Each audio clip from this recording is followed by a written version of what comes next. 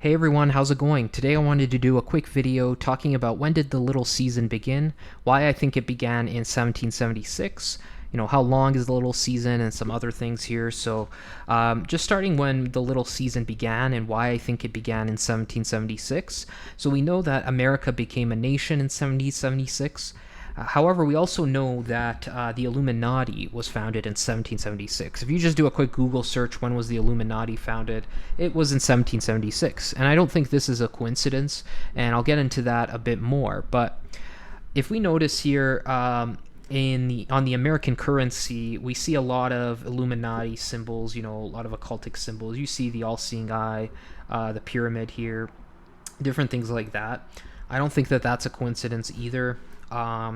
And then, now this might be reaching a bit, but I mean, we do see the stars, and we know the pentagram, that's an occultic symbol too. You can say that's reaching, but it's just something to point out.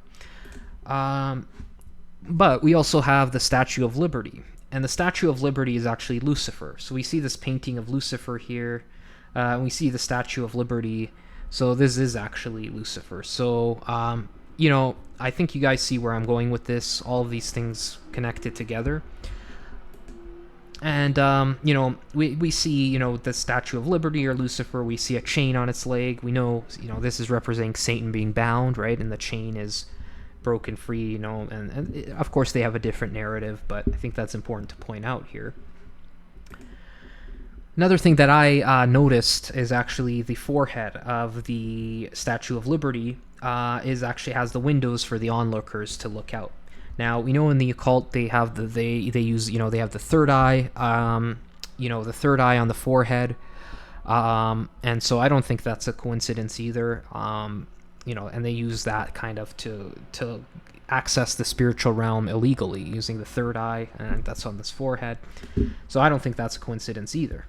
But I'm just going to make a note about that, just speaking about that. But where I'm going with this is that, actually, before I get into this third eye stuff, I just want to mention that America, I don't think, I believe that America is like a main character. I think everything is run by the deep state, the Illuminati, but what I believe is that they're using America kind of as the pawn, you know what I'm saying? So I think that it's like the main character, the main actor in all of this, and even leading up to the battle. And I mean, it makes sense, right? It is like the most powerful nation in the world, and all of these things that I showed you, right? So it's not like the nation itself. I do believe in, the deep state, Illuminati, the One World Order, New World Order, NWO. I believe that's all that started in 1776 as part of the little season, this deep state and things like that. And I believe that these people running it, Satan gave them power. They were part of the rebellion, an underground rebellion during the Millennial Kingdom. And we'll get into those details later on. But point is that I believe that they are running things, but they're using America specifically in their agenda, right? As it's like the main character in this. You know what I'm saying? So we can see that here. So now that brings me to the third eye. I have a theory. This is just kind of a theory. It's not really. It's just an idea, Now I have to say that this isn't at all exegetical, from what this is saying, because obviously here in Matthew 6, what it's talking about is not letting not being seen by men by your works, right? So this isn't what I'm talking about. But when we look deeper, sometimes you can get little hints deeper in the scripture, right? So what I'm saying here is not exegetical, it's just an idea. If you notice here, it says, let not thy left hand know what thy right hand doeth. And we know with the mark of the beast, it's on your right hand or forehead. And we also notice in the same chapter, it mentions the eye. The light of the body is the eye, if therefore thy eye be single, if thy eye be evil. So, I mean, if you look deeper, it's just an idea. With the third eye, we know with monitoring spirits, with the occult, they do certain things like that. Could this be the mark of the beast? I don't know. That's just a theory. I'm not saying that it's that it's for sure, but just an idea out there, So... But yeah, I do think though it's interesting how the forehead has that for the onlookers there. But and that brings me to Nero, and the mark of the beast. With the term, I do believe that there was a physical mark during the time in between 70 to 75 AD. During the tribulation period, I believe that there was a physical mark, because is historical evidence that show that some people had it was like an ink, like they put like ink on their forehead or on their right hand to enter into establishments and stores. Or sorry, not ink, ash, rather ash, not ink. Sorry about that, but like ash. And they use that. So I do believe there was a physical mark that Nero probably put out, but spiritually there might be something else, what I was talking about. So just an idea, but the reason I mentioned Nero is I do believe he was that Antichrist that was prophesied, the son of perdition, because his number works out to be 666. Now, so Nero is the Antichrist, and I do believe Muhammad was the false prophet at that time, right? But things were before, things can repeat in certain ways. So everyone's looking for the Antichrist. We know that stuff happened in Revelation, but like the spirit of Antichrist can return at the end of the little season, of course, right? So there's that too. But so yeah, that brings me back to 1776. Why I think that this is the start of the little season. And another thing that I just wanted to mention is why I believe Gog and Magog is America. So Gog would be the leader of the nation, and Magog would be the actual nation itself. So Gog, I think that shows us like that hint in Revelation 20. I believe Gog is America. Magog is America. Gog is the leader, and I think that that's why they're a main character. That's why it's connected, and the deep state, the Illuminati, are using them in the season that we're in. So it's just an idea there. And what else did I want to mention here? I also wanted to mention why I believe 700 years were added to the calendar as well. And it's mainly because of this. I think it's pretty convincing that 1776 was the start of the little season. Not everyone agrees with that. That's totally fine, right? This is, none of this is very open to discussion, right? Like, can't say anyone is 100% correct. These are all kind of theories, but I really believe that this 1776 seems to be very likely. But the reason I think that 700 years were added to the calendar is, well, let's do the calculation.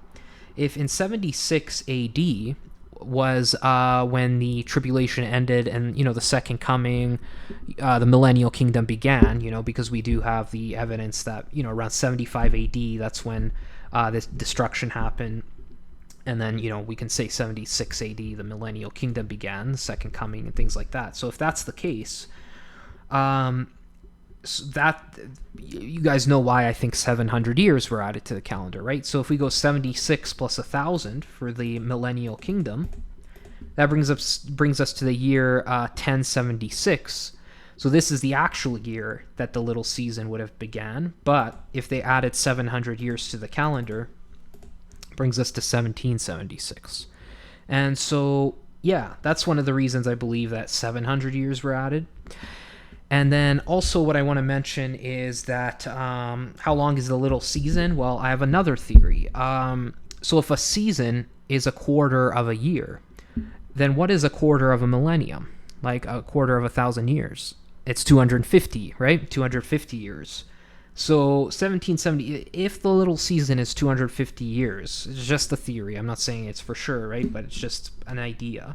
1776 plus 250 would equal out to 2026, which would be the end would be in 2026. Just an idea. It could be more, and if it is more, I mean, it's up to the Lord, right? Maybe he wants more people saved, whatever, right?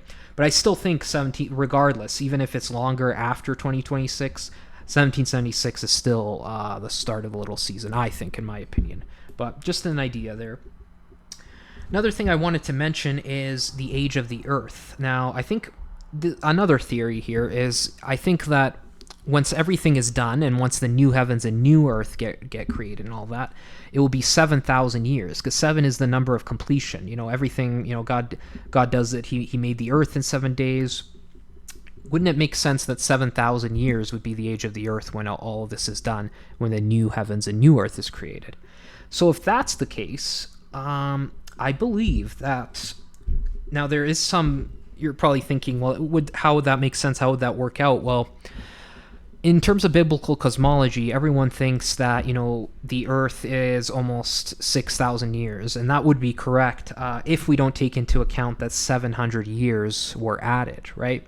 So if we take into account that 700 years were added, then that would be less than, significantly less than 6,000 years. However, how I would work this out to 7,000 is I do believe that there was a gap. All right, so I know that's controversial because of the devil likes to take truth and twist it, right? He always likes to twist the truth around. So the evolutionists caught onto this, Freemasons caught onto this, everything. They're using it to try to prove evolution. I don't think that. I think this small gap was only 1,700 years. And why I think that is because there had to be time for Lucifer and the angels to fall, right? There was Lucifer, his angels, and they fell. There had to be a time period for this, right? There was no other time when this could have happened. I really doubt it couldn't have happened in those first few days before man was created. That doesn't make sense, right? So I believe, and given the language here, Genesis 1 says, "In the beginning, God created the heaven and earth." And then in Genesis 1:2 says, "And the earth was without form and void." Why would God create? He's God, right? Why would he create an earth that was without form and void, right? He would create it how he wanted to create it, right?